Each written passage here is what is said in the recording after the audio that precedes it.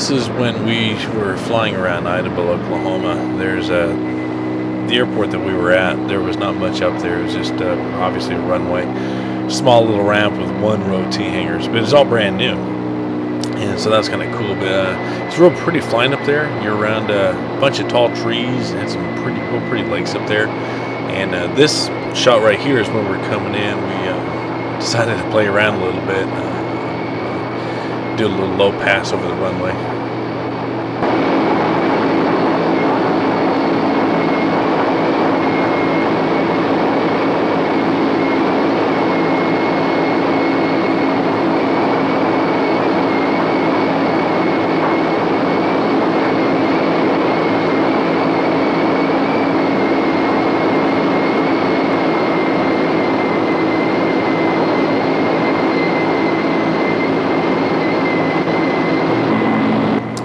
This shot on top of the nose, there's a little bubble blister that you can kind of poke your head up there and kind of look around. It's kind of cool, and look back and see the pilot's head on. And here we are up in the cockpit, and the guy flying co-pilot in the right seat, Jason is his name. He's one of the best pilots that I've seen as far as energy management of an airplane. I mean, I saw him do some things with that B-17 that I just would not have expected the airplane to be capable of doing. Really nice guy on top of everything. Everybody on the Collings Foundation tour is just, they're wonderful people.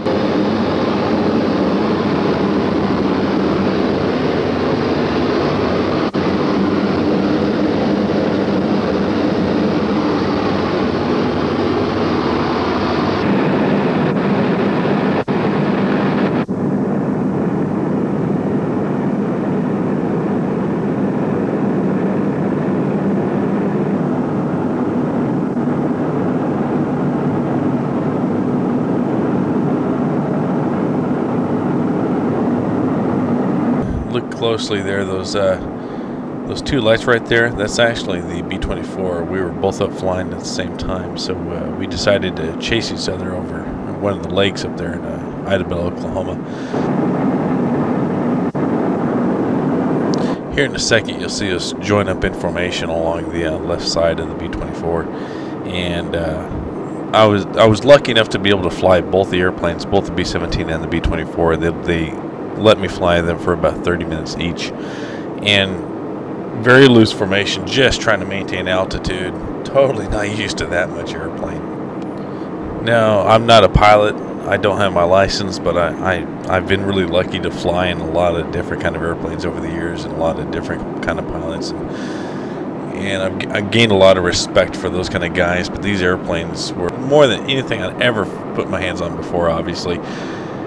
Really gave me a lot of admiration, a lot of respect for the guys that flew these things, especially in combat, which I've always had a lot of respect for those veterans anyways. But man, I tell you, flying these things in close formation, these monsters are just a handful. And these guys that fly these things every single day, they make it look like so easy. It's just so fun flying with them.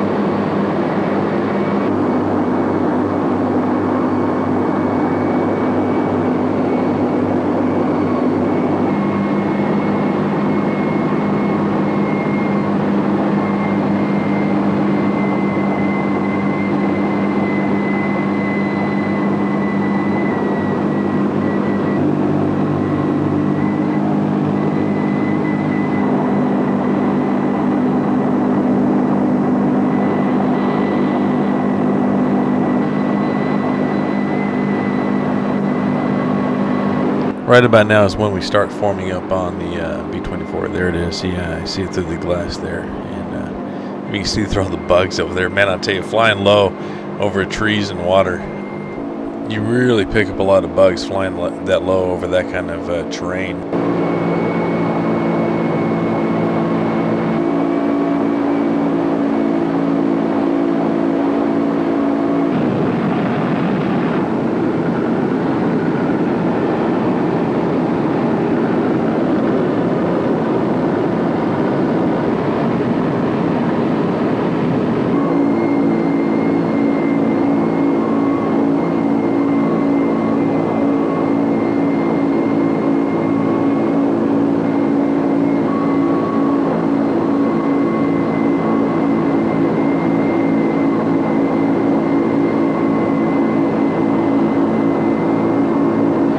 Now coming in the final approach here, we weren't quite lined up with the runway like we wanted to, so listen closely. It's kind of cool hearing the engines come up to power as we start to go around.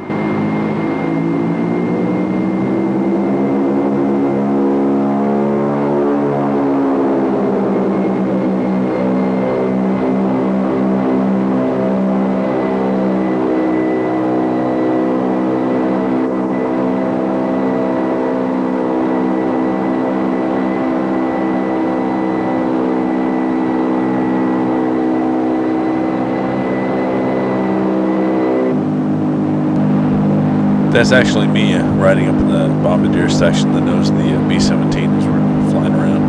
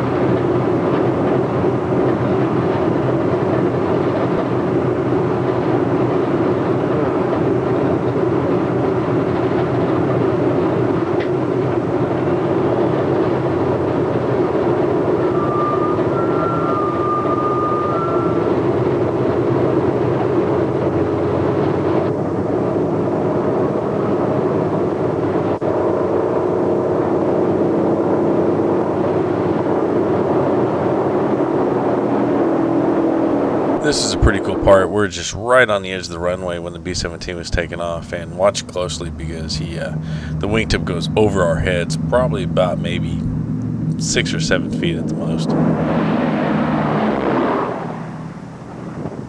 Yeah, you know that had to have been close. Oh gosh, because you know you're close when you smell the exhaust on takeoff.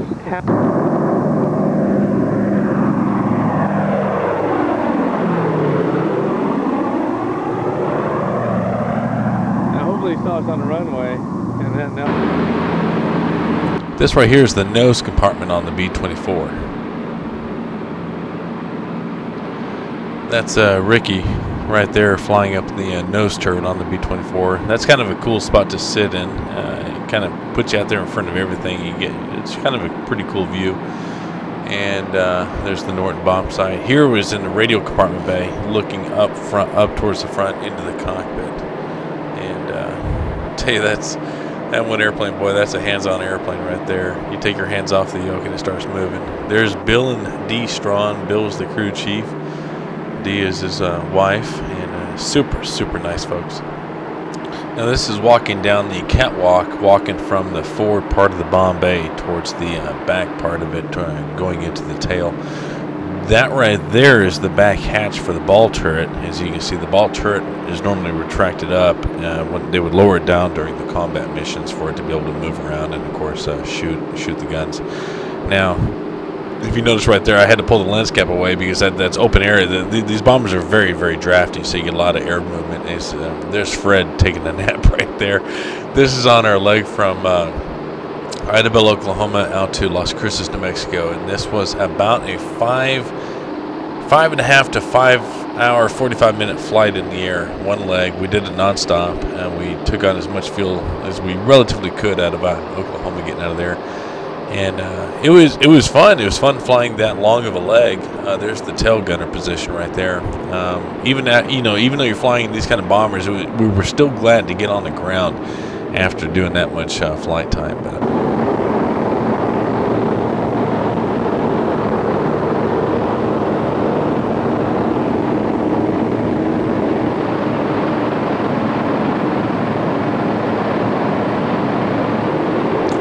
that's me flying in the tail gunner turret on the B-24.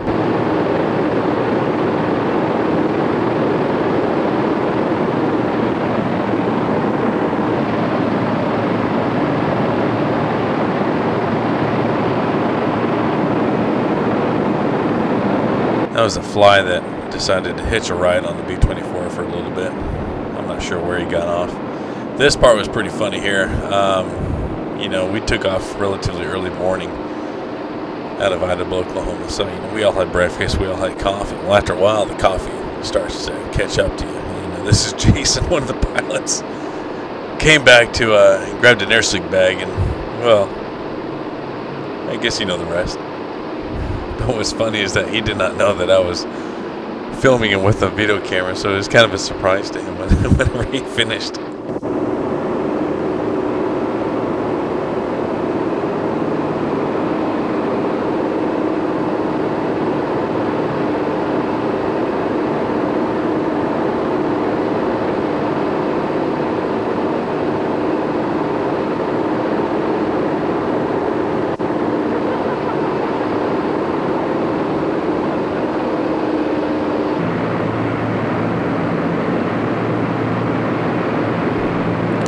This is a pretty cool part. This is when I hopped up in the B-24. I'm flying in the right seat, co-pilot position right here. And Fred, this is actually Jason's dad. Jason, the guy that just got rid of the coffee. Anyways, Fred is his dad, another really super great guy. And it was neat to fly with the father's son, flight crew. But if you watch his hands on the yoke, they're always moving. And anyways, Fred was nice enough to, this was the part that I got to fly for about 30 minutes or so.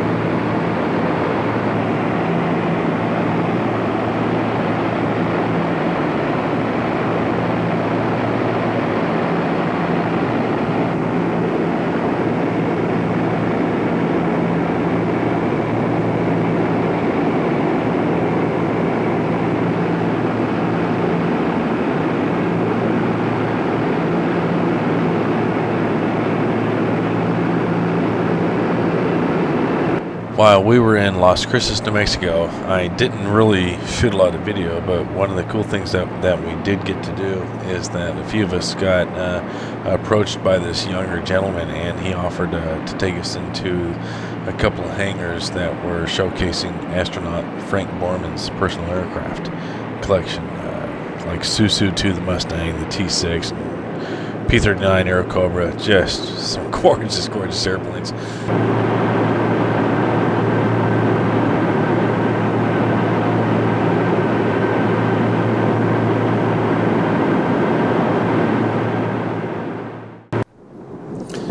This is when we're leaving Las Cruces, New Mexico, and we're gonna do our flight out to Tucson, Arizona.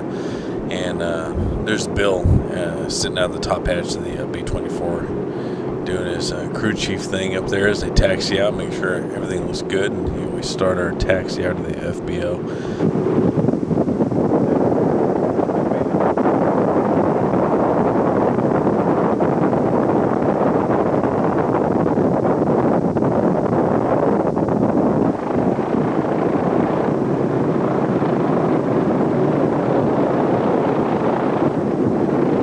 As we're taxiing out, I pan over. There's that right there. That's a Mooney that was kind of like a chase plane for the bombers for a while. I can't remember the guy's name. Really nice guy, but he was kind of a chase plane for the bombers. If they ever needed a part that they could source out and it was within flying distance, that guy would typically hop in a Mooney, go pick the part up, bring it back. Then which was really beneficial to help keeping the bombers flying.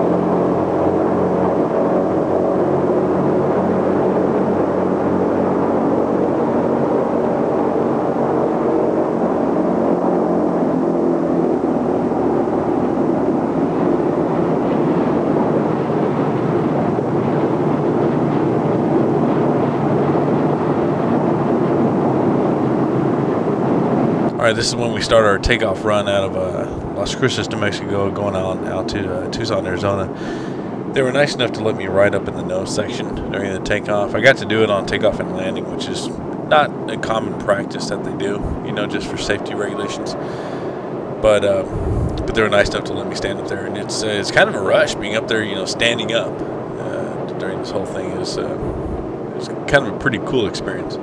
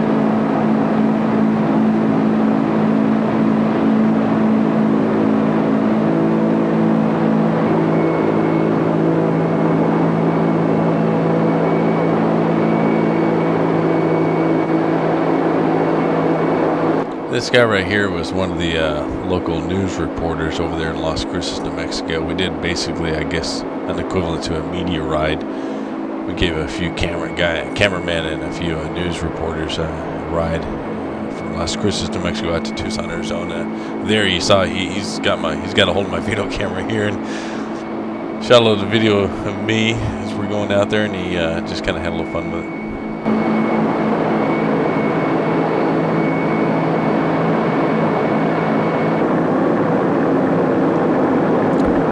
Another really cool part of flying with them from going into Tucson, Arizona was the airplane boneyard, the airplane graveyard. I'd always heard about it over the years, but I'd never been there, never seen it in person. And when we were flying in there, I was kind of up in the nose section, kind of leaning over the Norton bomb sight, just kind of taking in the view out of the nose cone section. And I always thought the boneyard was like one really big section. And it's not. It's actually different sections all throughout the area. And I remember looking at all the rows and rows of airplanes going, and it just kind of hit me for a second, going, you know, I'm flying over the airplane boneyard in a B-17 that was not scrapped. I thought that was pretty cool. Yeah, here we got Gary. He's one of the crew chiefs that they had. At the time, he was primarily crew chief in the B-17, but super nice guy, really laid back, really just a really nice guy to be around.